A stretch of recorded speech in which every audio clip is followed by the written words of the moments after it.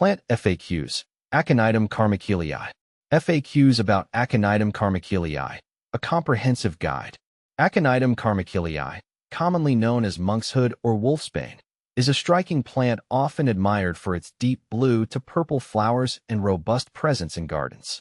Over the years, I've gathered a wealth of information about this fascinating plant, and I'm excited to share answers to some of the most frequently asked questions. See more 369 species in genus Aconitum at monsteraholic.com. What is Aconitum Carmichaelii? Aconitum Carmichaelii, or monkshood, is a perennial plant native to parts of Asia, including China and Japan. This plant is renowned for its unique helmet-shaped flowers and tall, imposing growth habit. It typically blooms in late summer to early fall, producing tall spikes adorned with dense clusters of striking blue or purple flowers. How to care for Aconitum Carmichaelii. Caring for Aconitum Carmichaelii is relatively straightforward, but there are a few key points to keep in mind. Location. This plant thrives in full sun to partial shade. While it can tolerate full sun, it prefers some afternoon shade, especially in hotter climates. Soil. Aconitum Carmichaelii prefers well-draining soil rich in organic matter. It's adaptable to various soil types, but performs best in loamy or sandy soil. Watering. Keep the soil consistently moist but not waterlogged. Regular watering is essential, particularly during dry spells. Fertilization. Feed the plant with a balanced, all-purpose fertilizer in early spring. A mid-season application can also boost growth. Pruning. Deadhead spent flowers to encourage prolonged blooming and cut back the plant after flowering to maintain its shape. How to propagate Aconitum Carmichaelii. Propagating Aconitum Carmichaelii can be done through several methods. Division. The most common method is dividing established clumps. This should be done in early spring or fall.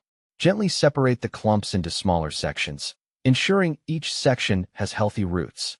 Seeds. Monkshood can also be propagated from seeds. Sow seeds in late winter or early spring, either indoors or directly in the garden. Keep the soil moist and provide a cold stratification period of about 4 to 6 weeks to improve germination rates. What to plant with Aconitum Carmichaelii. Aconitum Carmichaelii pairs well with a variety of companion plants that complement its dramatic appearance. Astilbe. The feathery blooms of astilbe contrast nicely with the tall spikes of monkshood, adding texture and color variety.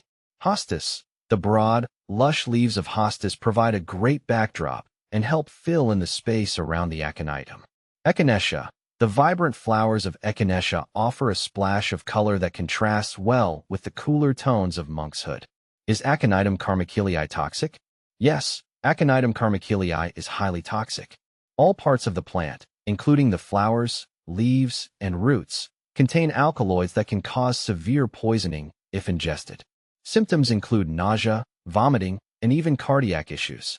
It's essential to handle the plant with care, wear gloves when gardening, and keep it away from children and pets. Benefits of Aconitum Carmichaelii.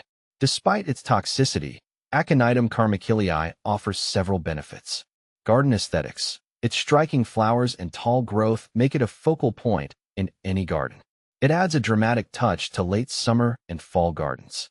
Wildlife. The plant attracts pollinators like bees and butterflies, contributing to a healthy garden ecosystem. Common problems with Aconitum Carmichaelii.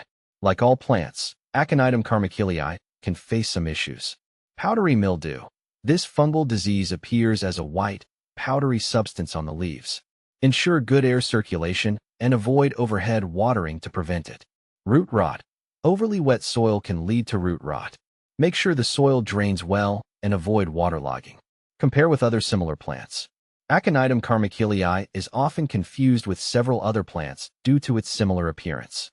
Aconitum napellus. Also known as monkshood, Aconitum napellus is a close relative but usually features shorter, more upright flower spikes and different flowering habits. Delphinium. Sometimes mistaken for Aconitum due to its tall, spiky blooms, Delphinium has different flower shapes and is less toxic. Conclusion. Aconitum Carmichaelii, with its dramatic blooms and imposing stature, can be a stunning addition to your garden. However, its toxicity requires careful handling and consideration of plant placement. By understanding its care needs, propagation methods, and potential problems, You can enjoy its beauty while keeping your garden safe and vibrant.